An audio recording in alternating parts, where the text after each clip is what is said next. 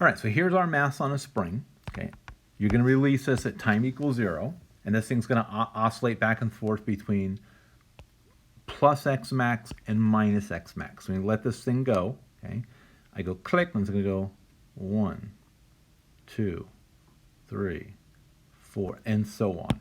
Okay, so remember, this gives us our position of the block as a function of time. Okay, remember we said that the old equation number 2, this whole business, okay, we can't use that because the acceleration is not constant.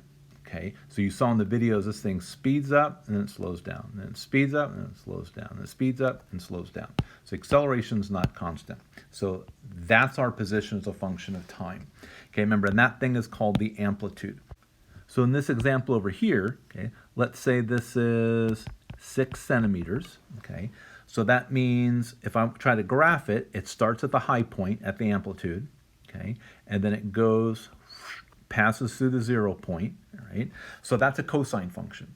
So if I wrote that in that form, right, then that number there, our amplitude, is our 6 centimeters, okay? So this function here describes that mass oscillating on a spring, okay?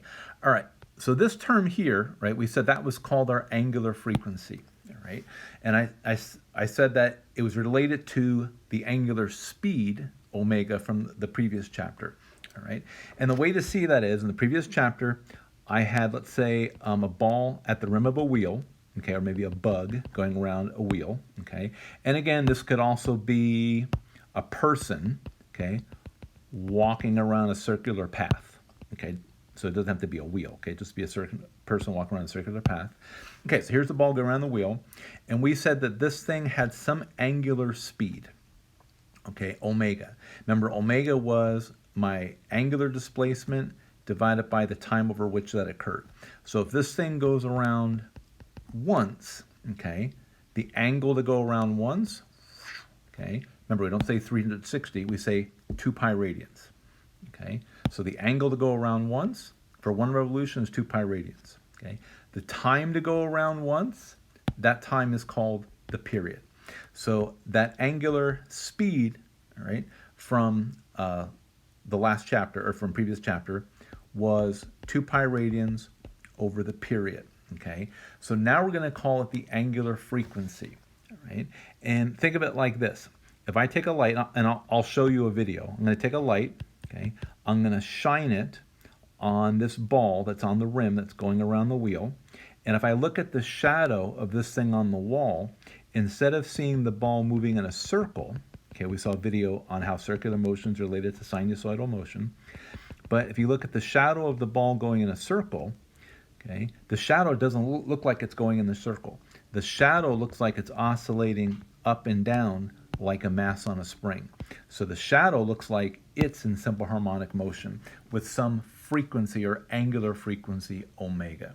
Okay, so the angular speed omega of the ball from the previous chapter, okay, how many radians does it go around per time, okay, is now associated with the angular frequency, meaning how frequent, okay, angularly, okay, how frequent does this thing oscillate back and forth. So I'll show you that video to make the connection between circular motion, okay, the angular speed omega, and oscillatory motion, the angular frequency omega.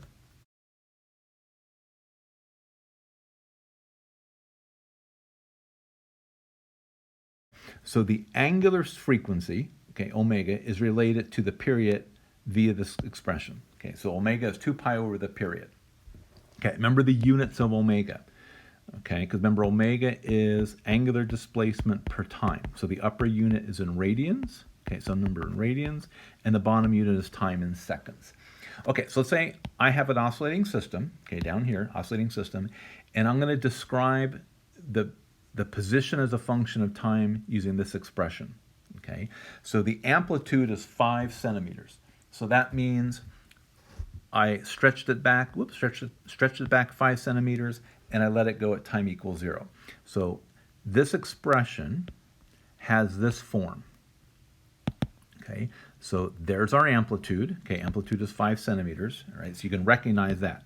That thing in front is the amplitude. That's our 5 centimeters, okay?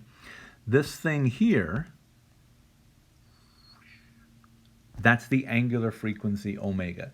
Okay, so the thing right next to the t in the cosine, that's our angular frequency omega. So omega, okay, that right there is 2 pi radians per second. Okay, so once you have omega, okay, when you're doing these problems in the chapter, okay, if you have omega, you have the period. Okay, if you have omega, you know the period because omega is 2 pi over the period. Okay, so solve this for t. Okay, just do the algebra. Okay, solve this for t. So the period, right? So I said omega is 2 pi over the period. Multiply both sides by the period. So on the left I have period omega is 2 pi, and now then divide both sides by omega. That's what I have right there. So the period is 2 pi over omega. Okay, so omega, right there, omega is my 2 pi radians per second. So the 2's cancel, the pi's cancel, okay, all right. Seconds come up on top, okay, what happens to that radian? Okay, remember, it disappears, okay. So that radian on the bottom would have no context of being there because we know time, okay, doesn't have units of radians. Okay, just has units a second. Okay, so essentially, if you know omega, you can instantly find the period just by doing 2 pi over omega. Okay, so here's our oscillating system. Right, so I'm holding it here at point A, right, and I'm going to illustrate one period of oscillation. Okay, so I let it go at A, travels to point B. Okay, point B is the equilibrium position of the spring. Goes to C, stops. Okay, turns around, passes the equilibrium point again, and then goes to point E where I let go. Okay, so I've showed one cycle or one period of the motion. All right, so if I graph it over here, okay, it starts at the amplitude. Okay, that would be my 5 centimeter mark. Okay, so this is point A, passes point B, goes to point C, comes back to point D, which is the x equals 0 point, and then winds up at the point E where I let go. That's why that would be a cosine function.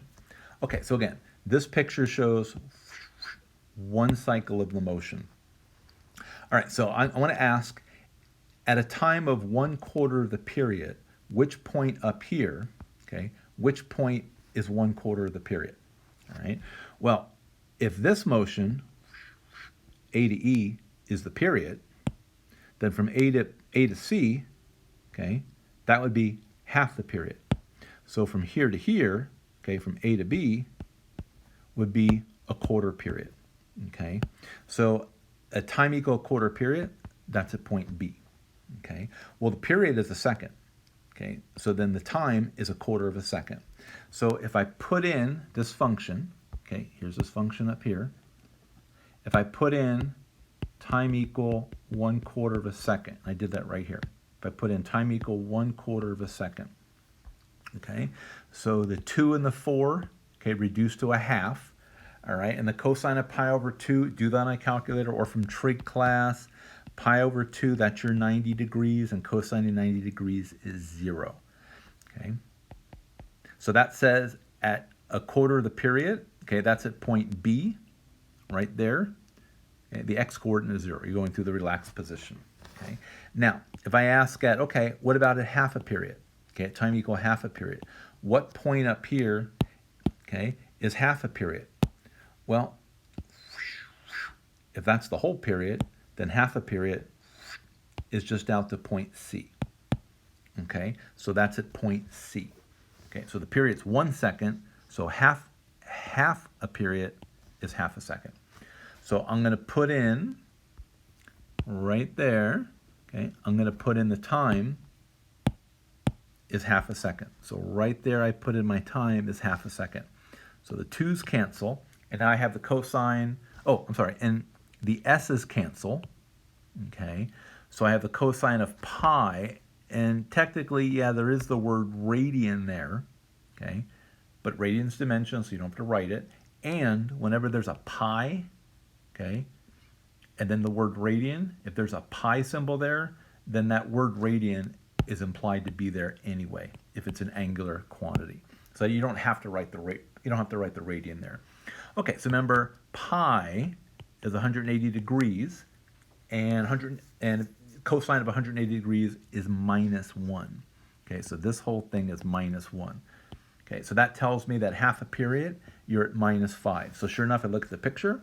At half a period, from there to there, okay, from A to C, -5 means you're over here at the other side of the amplitude.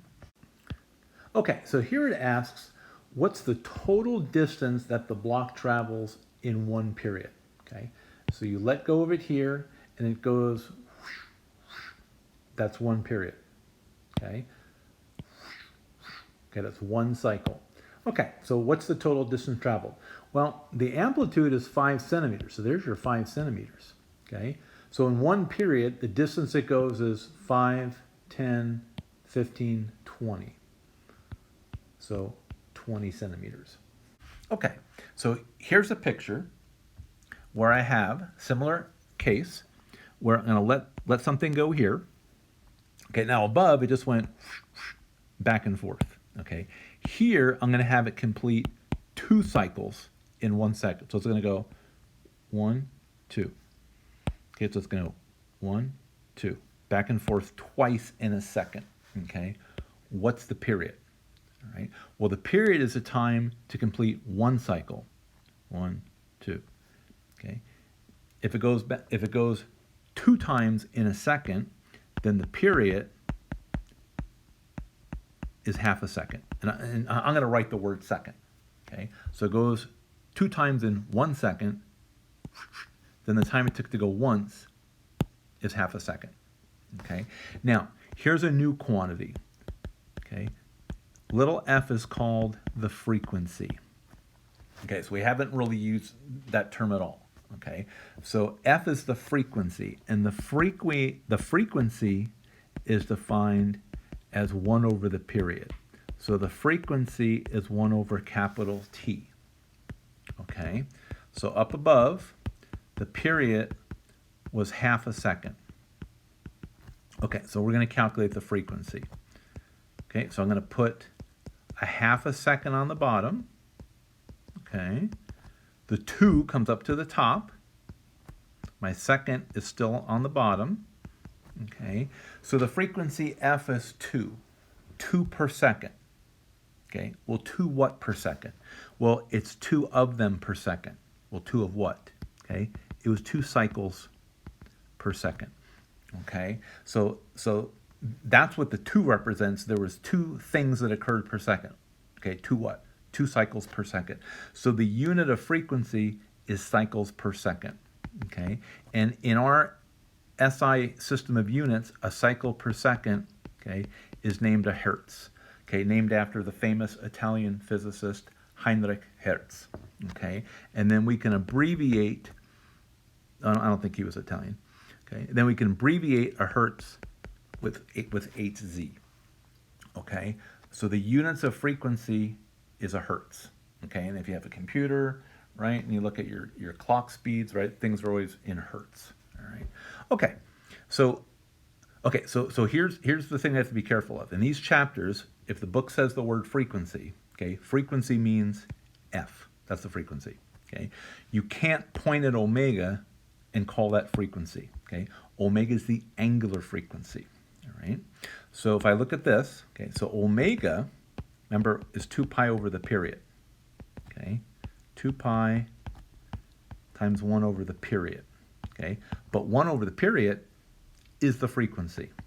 So omega, okay, the angular frequency is 2 pi times the frequency. Okay, so in the example we did above, okay, the frequency f was 2 hertz, but I'm not going to write hertz. I'm going to write cycles, okay, per second. Okay, and actually, instead of writing the word cycles, okay, I'm going to write it like this. Okay, so instead of writing the word cycles, okay, when I write the frequency, this whole thing is f. Okay, when I write the frequency, it's 2 per second, right? How frequent did this thing go back and forth? Okay, that's what f is. How frequent did it go back and forth? It went twice, there's the twice per second. Okay, so that's why I don't need to write the word cycles. Okay, okay, so if I look at the units I'm left with, okay, 2 times 2 is 4. Okay, I have a seconds on the bottom. What am I left with on the top? Okay, well, okay, remember omega was 2 pi over the period. Okay, but the definition of omega was your angular displacement divided by your time. So the stuff on the top, that delta theta, that has units of radians. Okay, that 2 pi, okay, not degrees, okay, has units of radians. Okay, so there's always a radian sitting there, there's always a radian sitting there, so our answer has units of radians per second. Okay, so the angular frequency omega is related to the frequency f via that 2 pi.